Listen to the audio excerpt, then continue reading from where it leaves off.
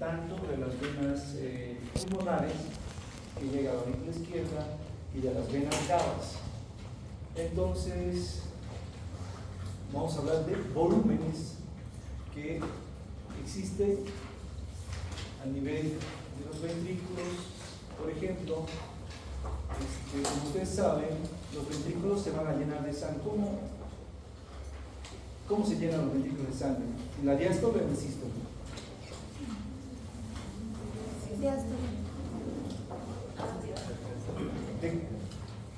Diástole. ¿Y de qué, cómo se llaman las fases por las cuales se llenan? ¿No? ¿Usted? Querida. ¿Andrea? ¿Andrea te dirá eso? ¿Yo? Paola. Paola. Entonces, para que se llene los ventrículos de sangre depende de la diástole. Hay un relajamiento. Entonces, ¿qué pasa? Como vemos aquí, se tiene que la sangre llegar por las venas, eso tiene que tenerlo claro. Entonces, por el llenado ventricular rápido, el llenado ventricular lento y la contracción auricular, los ventrículos se llenan de sangre. Este volumen de sangre por el cual se llena se llama volumen telediastólico, o también le dicen volumen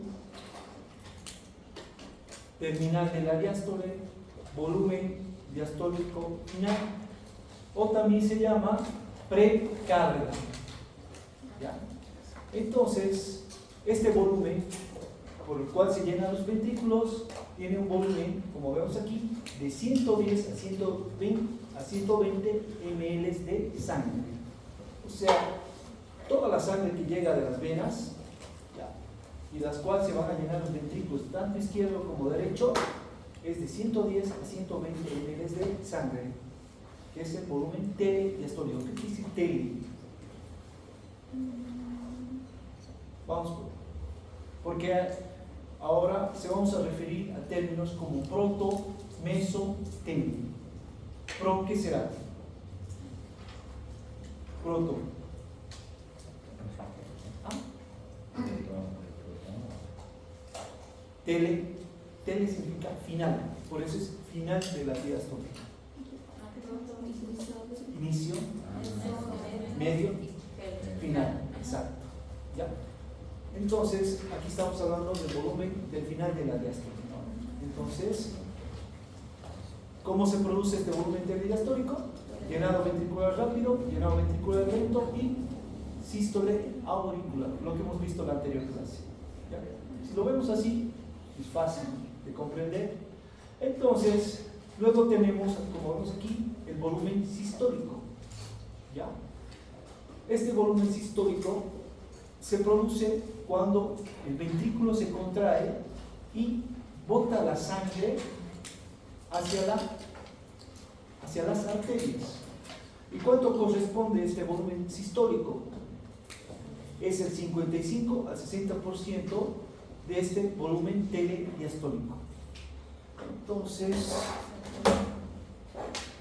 ¿cuánto sería? 60, 70, 80. Ponele. Entonces estoy hablando del volumen sistólico, me dice que es el 55 al 60%.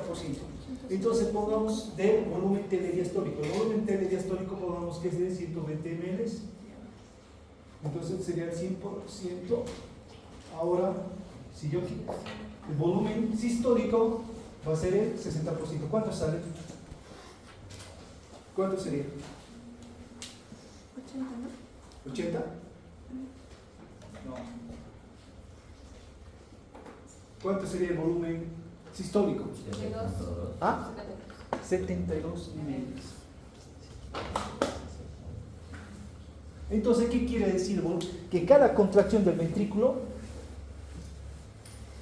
el ventrículo bota hacia las arterias 72 ml de sangre. Por eso también se llama volumen latido, volumen de eyección. ¿Ya? Entonces, esos serían sus otros nombres. ¿Ya? Entonces, 70 en cada latido, en cada contracción, el corazón está botando, eyectando, sería la palabra, 72 ml de sangre.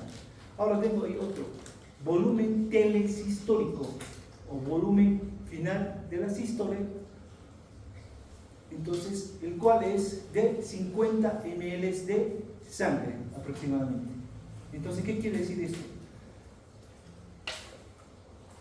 Que en cada latido ya está eliminando, o sea, se está inyectando más o menos 70 ml de sangre y dentro del ventrículo quedan 50 ml de sangre. Eso se llama volumen telesistólico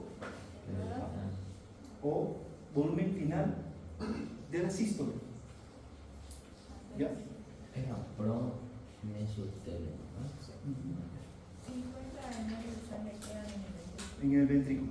¿Ya? Entonces, eso es volumen telesistólico. Fácil. Entonces, ahora voy a hablar de lo que es precarga y poscarga. Como dijimos, la sangre llega primeramente al corazón derecho. Entonces, como sabemos, la sangre proveniente de la parte superior del cuerpo llega a la vena cava superior, de la parte inferior del cuerpo, de la vena cava inferior, desemboca en la aurícula derecha, de la aurícula derecha pasa al ventrículo derecho, llega a la arteria pulmonar, pulmones, se produce el intercambio gaseoso, pasa a las 4 venas pulmonares, llega a la aurícula izquierda y de ahí al ventrículo izquierdo. ¿Ya? Entonces, la precarga, vamos a decir que es el volumen de sangre al final de la diástole, o sea que 120 a 110, esa es la precarga, o también llamado volumen telediastólico o volumen final de la diástole. O sea, me estoy refiriendo a esto. Eso es la precarga, ¿ya? O sea, es el volumen de sangre que llega al ventrículo izquierdo y el cual hace que éste se distienda al final de la diástole. Y este depende de la presión diastólica. Eso es precarga, pero estoy hablando específicamente del ventrículo izquierdo. En cambio, cuando estoy hablando del volumen telediastólico, puede ser para el ventrículo izquierdo como para el ventrículo derecho. Pero si yo hablo de precarga, específicamente estoy hablando del ventrículo izquierdo. ¿Ya?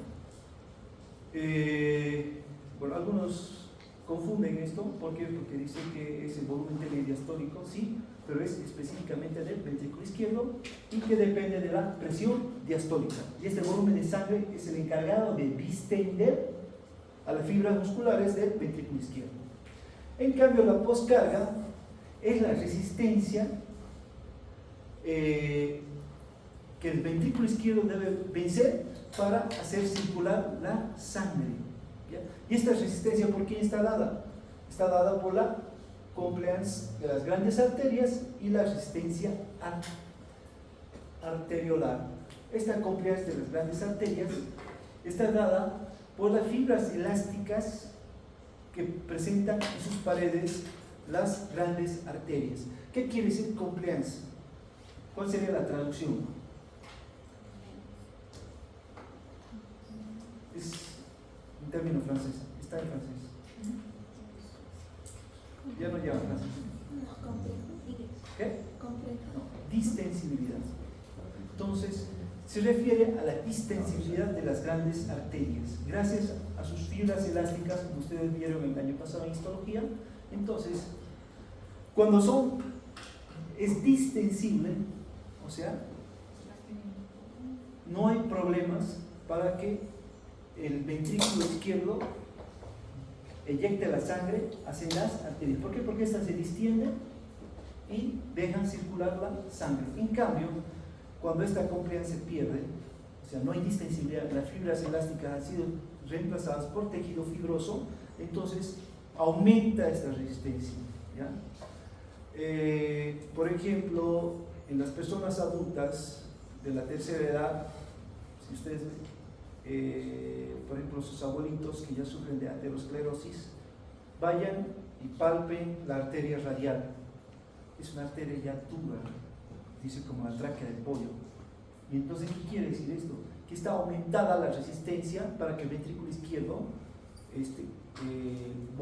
eyecte la sangre, por lo tanto, esto me va a producir un aumento de la presión arterial. Resistencia arteriolar. Entonces, como saben, las arteriolas, como sabemos, hay arterias de gran, mediano, pequeño calibre, siguen las arteriolas. En sus paredes arteriolas existen las fibras musculares lisas, las cuales son las encargadas de dar la resistencia al flujo de la sangre. Y cuando esta resistencia está aumentada, ¿ya? Entonces igualmente al ventrículo izquierdo le va a costar sacar la sangre, por lo tanto igualmente va a aumentar la presión, porque tiene que aumentar la presión para vencer estas resistencias.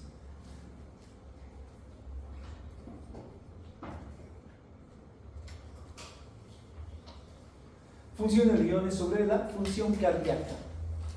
Como sabemos, las fibras musculares cardíacas dependen del calcio, ya sea para la contracción. Por ejemplo, si el calcio está disminuido, o sea, va a haber una hipocalcemia y la fibra muscular va a estar en relajación. ¿Por qué estaría en relajación? Exacto. Entonces, no existe el calcio para que no va a activar la vitamina C y no va a activar la vitamina C. Por tanto, va a entrar en relajación. En cambio, cuando existe hipercalcemia, está el calcio elevado, puede llegar a una contracción espástica. ¿Por qué? Porque el calcio va a estar activando la troponina C, activa la tropioncina y se va a estar dando la contracción. Pero la fibra muscular cardíaca, como sabemos, no llega a la tetanización. ¿Por qué no llegaba? Porque el todo nada. Ajá. Los estímulos supraliminares los toman como luminares, entonces no va a llegar a la tetanización. En cambio, el potasio, por si acaso, el valor normal del potasio es de 3.5 a 4.5 miliequivalentes litro. Nosotros cuando hemos empezado a ver todo esto decíamos, el potasio es de 4, pero siempre hay parámetros. Entonces, si hay una hiperpotasemia, quiere decir que está mayor a 4.5, puede ser 5, 5.5, dice que el corazón va a entrar en una relajación. ¿Por qué sería que entre en relajación? ¿Quién puede explicar? Parte del potencial de membrana.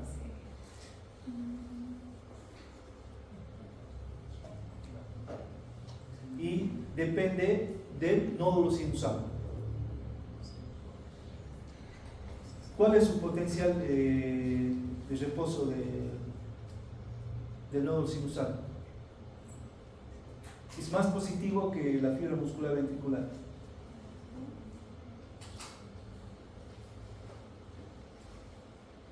¿Te acuerdas, Brianna? Potencial. Reposo. El reposo es de Menos 60, menos 55. ¿Y cuánto era su potencial de acción? 0. ¿Y luego qué pasaba? La repolarización. Los canales lentos, los rápidos. Ajá. ¿Y la repolarización de quién dependía? ¿De quién depende la repolarización? Del potasio. Entonces, si hay una hiperpotasemia, ¿qué está pasando aquí? Es facilito que yo diga hiperpotasemia y relajación, listo. Y usted no va a entender por qué. ¿Por qué? Natalia, ya sí seguía entendido. Repolarización, existe salida del potasio. Y existe una hiperpotasemia y va a producir relajación. Hay mayor potasio en el líquido extracelular. Ajá. Hay mayor potasio en el líquido extracelular. Ya. ¿Y qué pasa ahí? ¿Qué pasa cuando sale gran cantidad de potasio? ¿Qué pasa con la fibra? Ya, ¿cómo se llama esta electronegatividad? La célula se hace más negativa. ¿Ah? ¿Cómo? Hiperpolarización. O sea, la fibra muscular se hiperpolariza. Llega a menos 70 milivoltios y no puede entrar a su potencial de reposo, que es de menos 55 a menos 60. O sea, está hiperpolarizada. Por lo tanto, la fibra muscular se mantiene relajada. Es por eso que cuando hay hiperpotasemia se puede producir un paro. ¿Por qué? Porque el corazón está relajado en todo momento. Es por eso, por ejemplo, los pacientes renales, ellos no pueden eliminar potasio. ¿Por qué? Porque están bloqueados los riñones, no funcionan. ¿Ya? Entonces, llegan potasio 5, 6, y bueno, tienes que dializarlo. ¿Por qué? Porque ese paciente se te va a morir, va a ser un paro. La hipopotasemia, a lo contrario, produce arritmias cardíacas.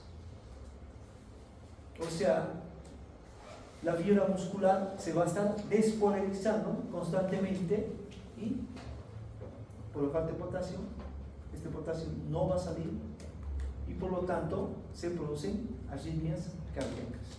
Con eso va a ver cada vez, no hay problema. Efecto de la temperatura en la función cardíaca. Temperatura alta. Me va a producir taquicardia. Se dice que por un aumento de 1 grado centígrado va a aumentar en 10 latidos cardíacos. Entonces la fiebre me va a producir taquicardia. Es por eso que cuando una persona está con una temperatura de 38 grados, tomen el pulso, ausculten el corazón, da con una frecuencia cardíaca alta. ¿Por qué? Porque la mayor temperatura hace que se permeabilice los canales de calcio y sodio en el nódulo sinusal. Por lo tanto, va a haber una mayor despolarización, mayores estímulos y va a aumentar la frecuencia cardíaca. Todo lo contrario, la hipotermia, la baja temperatura. Si la temperatura baja a 21 grados centígrados, se producirá un paro cardíaco.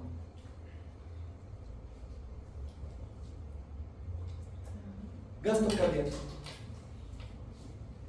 Entonces vamos a hablar de lo que es el gasto cardíaco. Dice que es la cantidad de sangre que saca el ventrículo izquierdo en cada minuto. También tiene el nombre de volumen minuto. ¿Ya? Entonces vamos a hablar del gasto sistólico. Dice que es la cantidad de sangre que se expulsa en cada latido y es de 72 ml. También se llama volumen latido, fracción de eyección o volumen sistólico. Es lo que vimos al principio. O sea, en cada contracción se eyecta 70 ml de sangre o 72 ml de sangre. ¿Ya? O sea, que este gasto sistólico representa el 55 al 60% del volumen telediastólico. Esto es el gasto sistólico. Ahora, como ustedes saben, la frecuencia cardíaca normal es entre 60 a 100 latidos por minuto. Entonces, gracias a esto, yo puedo sacar el gasto cardíaco. ¿Ya? O sea, la cantidad de sangre que eyecta el corazón en un minuto. ¿Cómo lo hago? El gasto sistólico por la frecuencia cardíaca. Si su gasto sistólico es de 70 ml, lo multiplico por la frecuencia cardíaca, que es de 70 por minuto. 70 por 70 me va a dar 4.900 ml. Entonces, ¿qué quiere decir? Que cada persona en un minuto saca entre 5 a 6 litros de sangre aproximadamente, dependiendo de la frecuencia cardíaca. ¿Ya? Entonces, si existe un aumento de la frecuencia cardíaca, va a sacar mayor cantidad de sangre. Por ejemplo, si este volumen sistólico se mantiene en 70 y tengo una frecuencia de 100 por minuto, ¿cuánto estaría sacando? 7.000, o sea, 7 litros. O sea, que este gasto cardíaco es dependiente de la frecuencia cardíaca. Si aumenta la frecuencia cardíaca, va a aumentar el gasto cardíaco.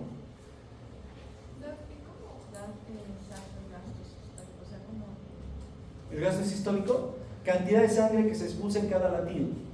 Pero ¿y cómo sé qué cantidad se expulsa? O sea, en cada Por eso ya está determinado, ya se han hecho estudios de cientos de personas, de miles de personas, y se ha determinado que en cada contracción se saca entre el entre 55 y 60% del volumen, o sea, del llenado del ventrículo. ¿Ya? Eso ya está. Aparte, ¿cómo lo puedes hacer? Haces una ecocardiografía. Entonces, el cardiólogo, mediante ecografía, él puede determinar el volumen de sangre que está saliendo en cada contracción, en cada latido. Pero cuando lo hace el cardiólogo, se llama fracción de eyección. Entonces, ¿cuál es lo normal de la fracción de eyección? Entre 55 al 60%. Ahora, es muy importante saber esto, que los grandes deportistas, ellos siempre tienden a la bradicardia. ¿Por qué? Porque están acostumbrados al ejercicio. ¿Nadie aquí es deportista profesional? No. ¿Perdón? Entonces, ¿qué hace? Estos deportistas tienen una fuerza de contracción mayor. Entonces, su gasto sistólico está aumentado, ¿ya? En vez de que queden 50 ml de sangre en el ventrículo izquierdo, más o menos quedan 5. ¿Ya? ¿Es por qué? Porque su gasto sistólico es mayor. Más o menos dice que pueden eliminar hasta 100 ml entre 90 y 80 ml de sangre en cada contracción. ¿Ya? Es por eso que es diferente en los deportistas. Entonces, si yo el volumen telediastólico lo resto al volumen telesistólico, voy a tener el gasto sistólico. ¿Cuánto era el volumen telediastólico? De 110 a 120. ¿Y el volumen telesistólico? No. 50. Entonces, aquí tengo 120 y aquí tengo 50. 120 menos 50 sería 70 el gasto sistólico. Es otra manera que yo puedo sacar. Ahora, vamos a ver qué aumenta el volumen telediastólico.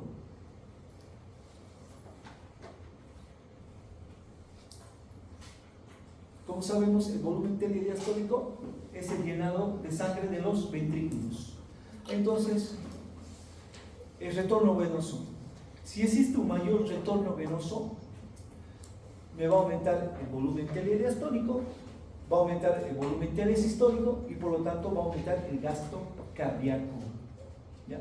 Entonces, ¿cómo puedo aumentar yo el retorno venoso? Por ejemplo, si lo puedo aumentar colocando soluciones cristaloides. Canalizo la vena cefálica, que está en el miembro superior, de aquí va a pasar a la vena humeral, vena axilar. ¿Qué viene después? Ya no me acuerdo. No, cubital tabaco. Obvio, la sangre venosa retorna al corazón. Cefálica, humeral, axilar, después ¿qué viene? Subclavia y después la cava. Entonces llega al ventrículo derecho y va a aumentar el volumen telediastólico, aumenta el volumen telesistólico y por lo tanto me aumenta el gasto cardíaco. Lo mismo, si yo coloco una transfusión sanguínea, ¿qué hace esa transfusión? Retorna por las venas, va a llegar a la cava. De la cava me va a aumentar el volumen telediastólico. ¿Por qué? Porque me está llenando más los ventrículos. Por lo tanto, el volumen telesistólico igual va a aumentar. Por lo tanto, me está aumentando el gasto cardíaco. Quiere decir que el ventrículo va a eyectar mayor cantidad de sangre. ¿Por qué? Porque estoy aumentando el retorno venoso. Entonces, ¿cómo aumento el retorno venoso? Colocando soluciones cristaloides, que son los sueros, solución fisiológica, solución Rinkel, o haciendo una transfusión sanguínea. Lo contrario, ¿no? ¿Cuándo disminuye? Hemorragias. Si usted tiene un sangrado, una herida, y se comienza a desangrar, entonces ¿qué pasa? Va a haber menor llegada de sangre a las aurículas. Por lo tanto, los ventrículos se van a llenar con menos sangre. Por lo tanto, me va a disminuir el volumen telediastólico disminuye el volumen telesistólico y por lo tanto va a disminuir el gasto cardíaco. Deshidratación grave, sobre todo esto en los niños y en los ancianos, igualmente. ¿Cuándo se produce deshidratación grave? Diarreas, es lo más peligroso, por eso se mueren, ¿ya? Igualmente, va a disminuir el volumen de agua a nivel de los vasos, por lo tanto, igualmente disminuye el retorno venoso, o sea, va a haber menor cantidad de líquido que va por las venas, disminuye el volumen telediastólico, disminuye el volumen telesistólico, por lo tanto, va a disminuye el gasto cardíaco. Compresiones de las grandes venas. Si existen tumores abdominales, tumores a nivel de las pelvis, estas van a comprimir las grandes venas, puede ser las venas ilíacas, ¿ya?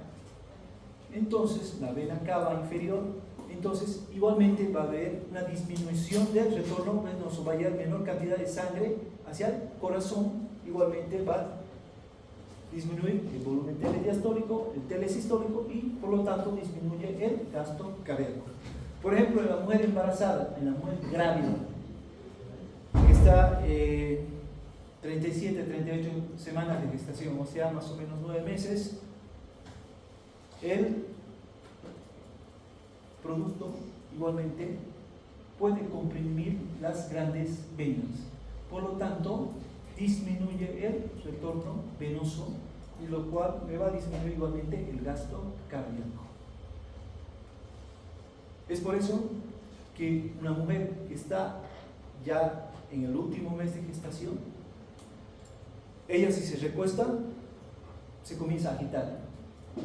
Entonces, ¿qué tienes que hacer? Llevar su panza, el producto, más a la izquierda, para que no comprima las grandes venas. ¿Por qué? ¿Qué me está pasando? Me está disminuyendo el gasto cardíaco. ¿Por qué? Porque disminuye el volumen telediastólico. ¿Cómo más disminuye el volumen telediastólico? Factores respiratorios. Primero hablamos del retorno venoso, ahora estamos hablando de factores respiratorios. Tenemos a la inspiración y a la expiración. Ahora, observen. Inspiración, expiración. En la inspiración, como sabemos, baja el diafragma. ¿Para qué? Para que entre aire a los pulmones. Cuando baja el diafragma, aumenta la presión intratorácica. Por lo tanto, las grandes venas se dilatan. Por lo tanto, va a haber mayor llegada de sangre al corazón, lo cual me aumenta el volumen telediastólico, aumenta el volumen telesistólico y por lo tanto va a aumentar el gasto cardíaco. Lo contrario en la expiración. Miren, la expiración sube el diafragma. Entonces, cuando sube el diafragma,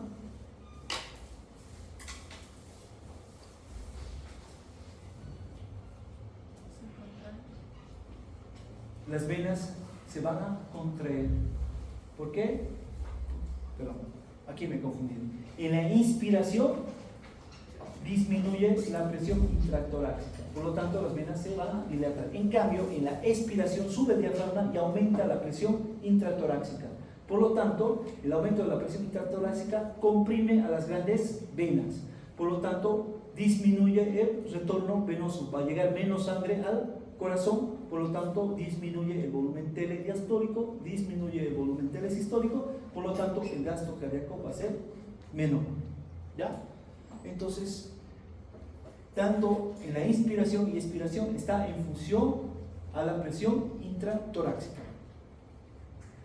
Contracción auricular. Como sabemos, durante la diástole, primero tenemos el llenado ventricular rápido y llenado ventricular lento. ¿Cuánto de sangre aportaba en el llenado ventricular?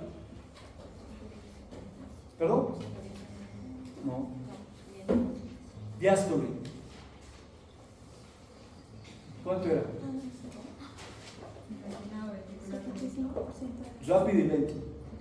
75 ml de sangre. ¿Y el 25 restante quién lo hacía? La contracción auricular. Entonces, la contracción auricular aporta el 75 ml, el 75% de la sangre. Ahora, si esta contracción auricular se altera, puede ser una arritmia, ¿ya? Entonces el volumen telediastólico va a estar disminuido.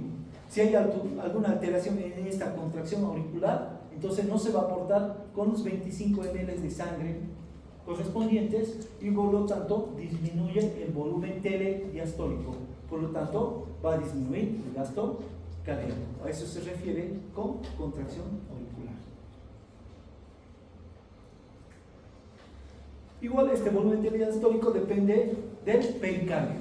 ¿Cómo sabemos el pericardio, que es el que envuelve al corazón? ¿Ya? Entonces es una serosa, el cual tiene un pericardio parietal, un pericardio visceral. Entre los dos existe un espacio, ¿ya?, donde se encuentra el líquido pericardio. Entonces en cada latido el pericardio se expande con el corazón.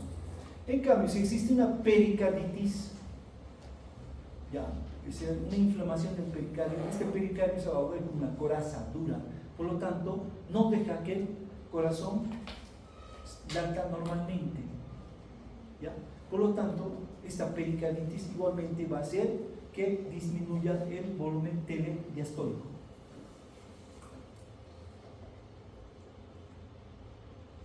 Ahora vamos a hablar del volumen telesistólico.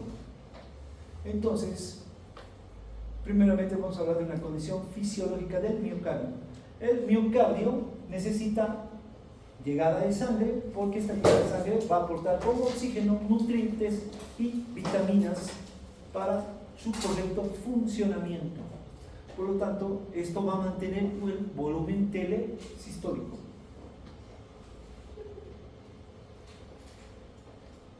Compliance de las grandes arterias. ¿Qué significa compliance? Distensibilidad. ¿Y de quién depende la distensibilidad?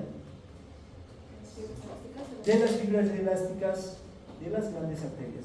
Entonces, si estas fibras son, si las paredes de las grandes arterias, como la aorta, son distensibles, ¿ya?, entonces no van a ofrecer resistencia cada vez que el corazón inyecte sangre hacia la aorta. Pero si se pierde esta distensibilidad, va a haber mayor resistencia y por lo tanto se va a alterar este volumen telesistólico. ¿Cuánto era el volumen telesistólico?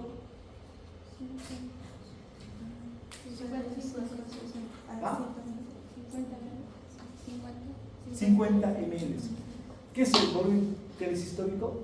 Es la cantidad de sangre que queda, o volumen residual, es lo que queda en el corazón.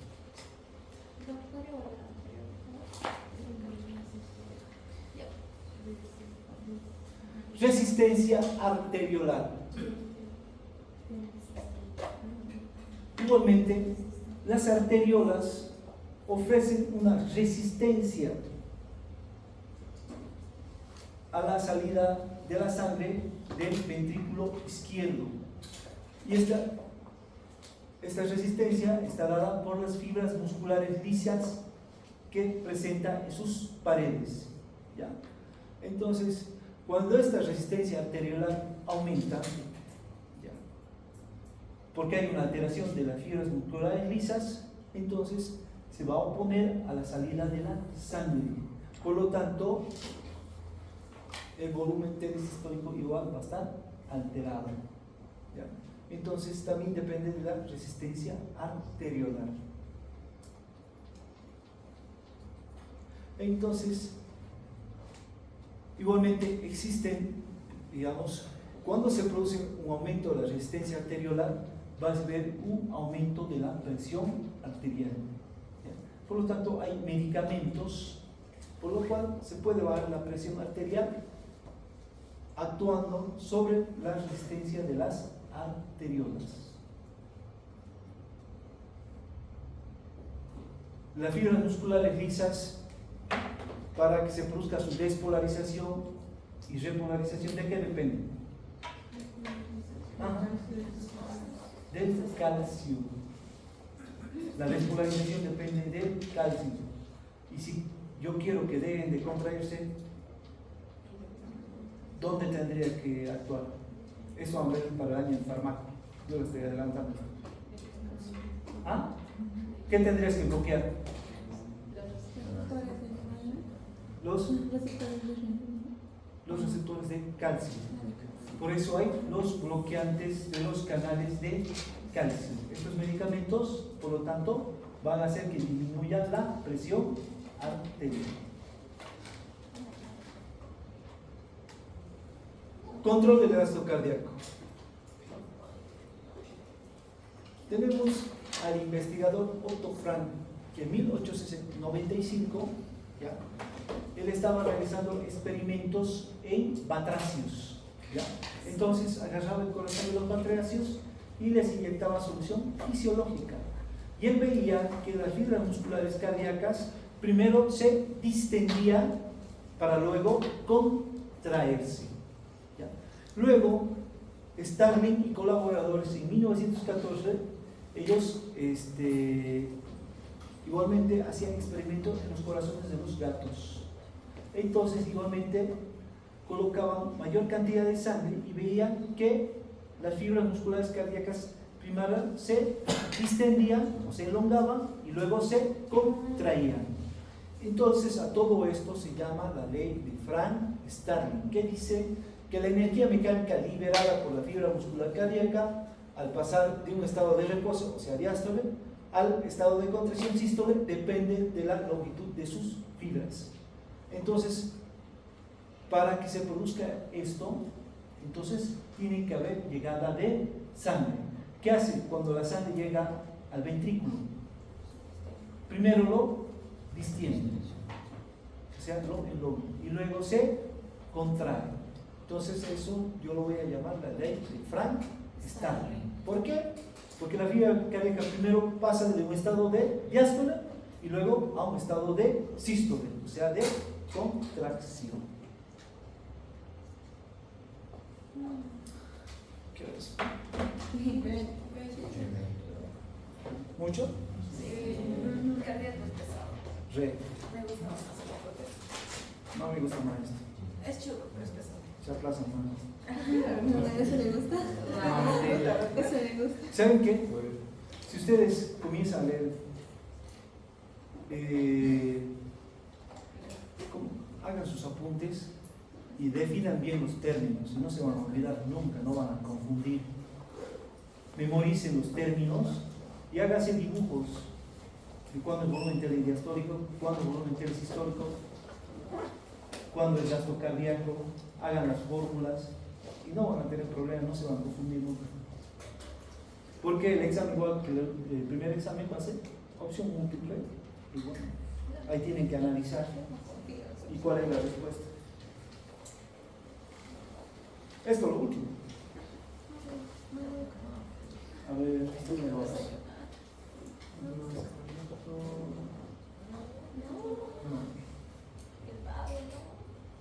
¿Ves ahí? Porque ya empieza, dice primero dilatación. Deberíamos No, comenzar ahí. investigaciones.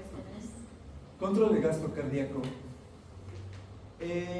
Como vemos aquí en la imagen, ya, todo depende primero de la dilatación y la hipertrofia. Como ustedes saben, cuando llega sangre a los ventrículos, entonces ¿qué va a pasar primero? ¿Diástole o sístole? Diástole. Se relaja, hay una distensión y luego se va a producir la sístole, se contrae. Entonces, cuando existe mayor llegada de sangre, ¿ya?, entonces las fibras musculares se van a ir distendiendo cada vez, se distienden y se contraen, y bueno, primeramente se va a producir una dilatación tonogénica, o sea, que esta mayor cantidad de sangre que llega no va a vencer la fuerza de contracción de las fibras musculares cardíacas. Pero si esto se mantiene, ¿ya?, entonces se va a producir una dilatación miogénica que se distiende y se contrae, pero llega un momento que vence y las fibras musculares cardíacas se comienzan a hacer más grandes. Entonces llega a un estado de hipertrofia. la fibra muscular cardíaca se hace más grande, las fibras musculares aumentan. Por lo tanto, el corazón necesita mayor oxígeno para esas fibras musculares y en algún momento va a entrar en insuficiencia cardíaca. ¿Ya?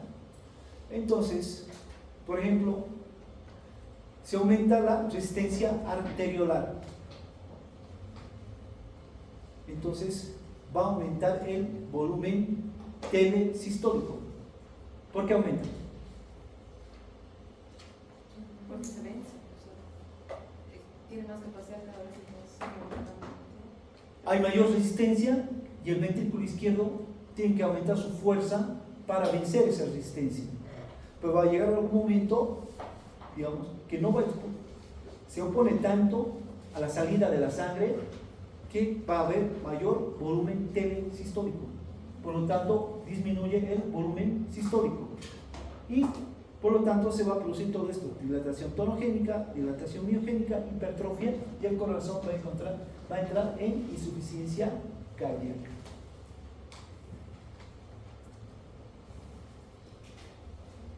Control del gasto cardíaco. ¿Cuánto es la frecuencia cardíaca normal?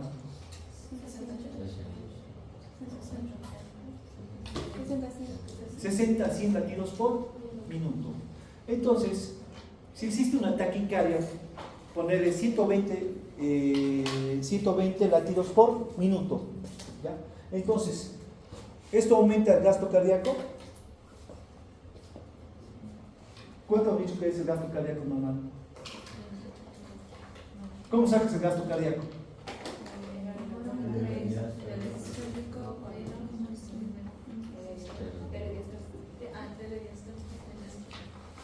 Sí, puedes sacar, pero por frecuencia cardíaca, ¿cómo sacas con la frecuencia cardíaca? Del 70 por la ¿Qué es? frecuencia cardíaca. No. El gasto sistólico por Es el gasto. ¿Cuánto es el gasto sistólico? 70. Y la frecuencia cardíaca pone el 70. O sea, que saca entre 5 o 6 litros. Pero si esta frecuencia cardíaca aumenta a 120, sacaría más de 7 litros, 8 litros de sangre en un minuto. Entonces, si hay taquicardia, el gasto cardíaco va a aumentar. Pero si la frecuencia cardíaca aumenta mucho más, ponerle a 160 latidos por minuto, entonces el corazón se va a contraer tan rápido que no va a dejar que se llene totalmente de sangre. ¿Ya? O sea, los ventrículos no se van a llenar de sangre. Por lo tanto, va a comenzar a tener un volumen sistólico. O sea, la sangre que sale del ventrículo izquierdo va a ser menos. ¿Por qué? Porque el ventrículo se llena menos de sangre porque la frecuencia cardíaca está aumentada. Lo contrario en la bradicardia. La bradicardia es cuando la frecuencia cardíaca está por debajo de 60 latidos por minuto, cuando de 50, 40 latidos por minuto. O sea, va a disminuir. ¿Por qué? Porque va a latir menos veces el corazón y no va a cumplir con la cantidad de sangre que necesitan los tejidos. Por lo tanto, va a llegar menos oxígeno, menos nutrientes, y estas personas necesitan marcapaso. A ver, ponele, tiene frecuencia 40 y tiene un volumen sistólico normal. 40 por 70, ¿cuánto sería? 2.8 litros. 3 litros. O sea, no es suficiente la cantidad de sangre por la cual necesitan. Por lo tanto, estas personas necesitan un marcapaso. ¿Ya? Quedaremos aquí, si no se van a complicar. Mañana continuamos.